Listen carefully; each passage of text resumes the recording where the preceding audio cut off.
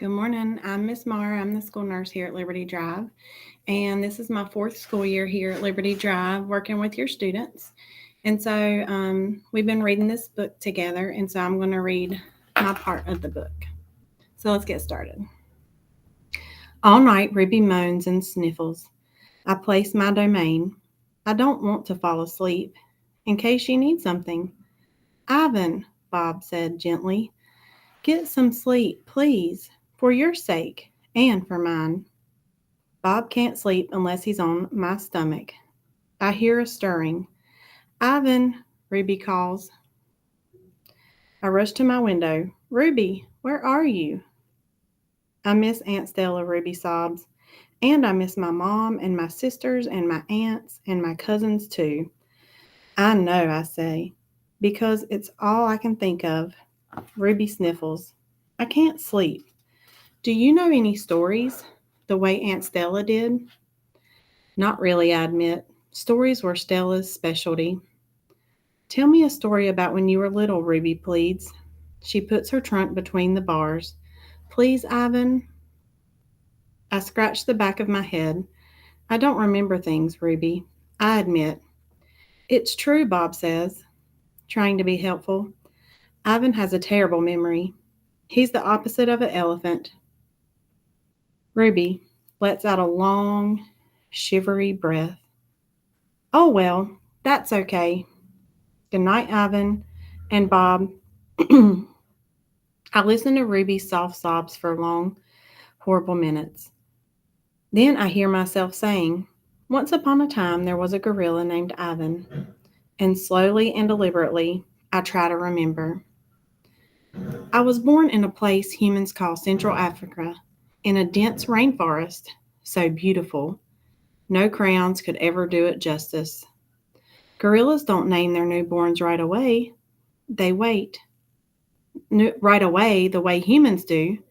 We get to know our babies first. We wait to see hints of what might yet be.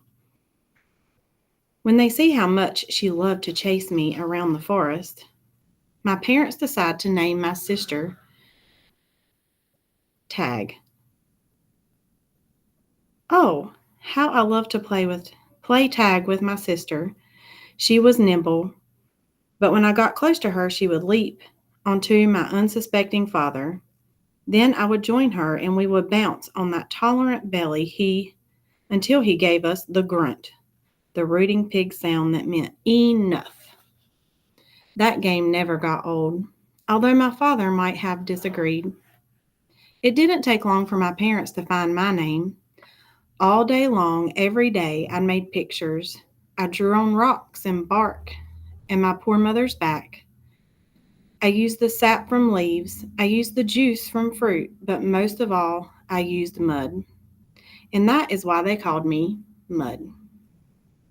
To a human, mud might not sound like much, but to me, it was everything.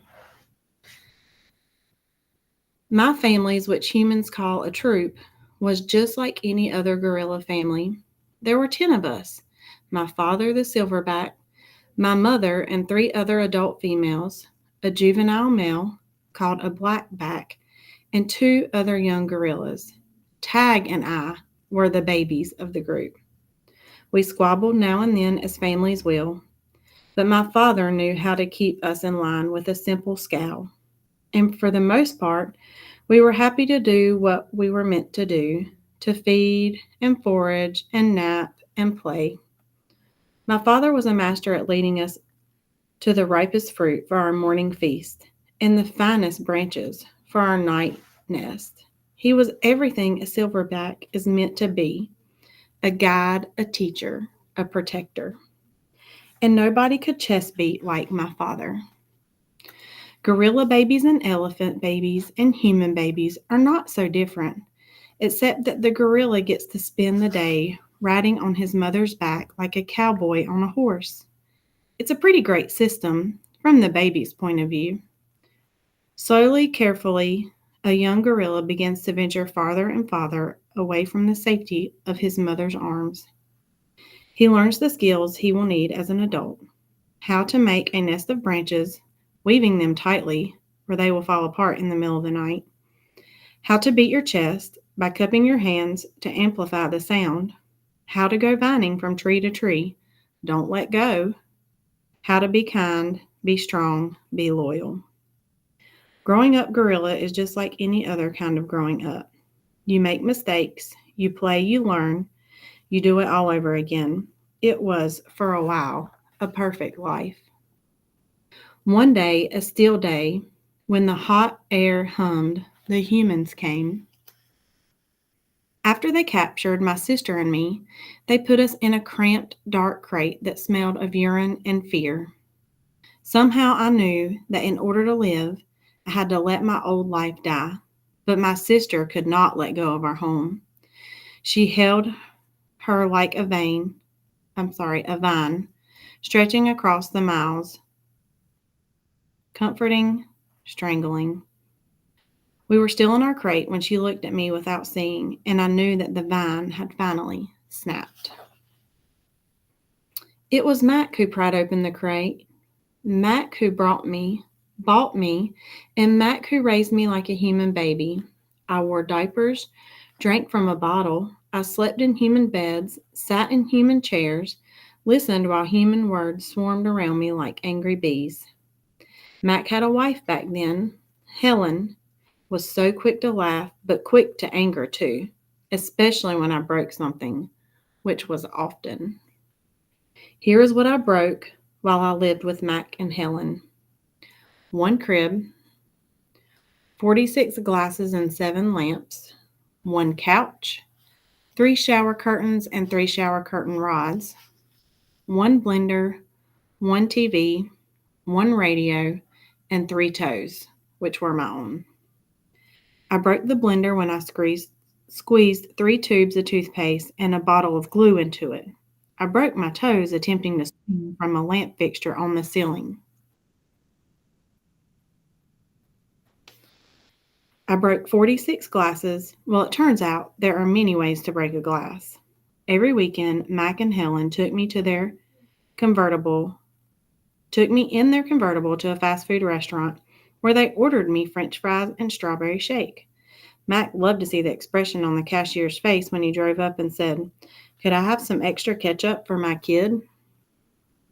I went to baseball games, to the grocery store, to a movie theater, and even to the circus. They didn't have a gorilla.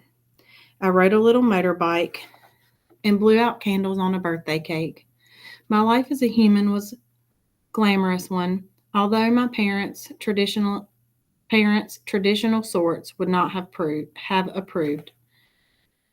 In my life as a human, I was well tended. I ate lettuce leaves and Thousand Island dressing and caramel apples and popcorn with butter. My belly ballooned. But hunger, like food, comes in many shapes and colors. At night, lying alone in my poo pajamas, I felt hungry for the skilled touch of a grooming friend, for the cheerful grunts of a play fight, or for the easy safety of my nearby troop, foraging through shadows. Remembering what happened to Tag, I told myself, don't think about the jungle. Still, sometimes I lay awake wishing for the warmth of another just like me, sleeping in the night nest of tender prayer plant leaves. I like having sips of soda poured into my mouth, like a bubbling waterfall, but every now and then I long for the search for a tender stalk of arrowroot to feel the tease of a mango just out of reach.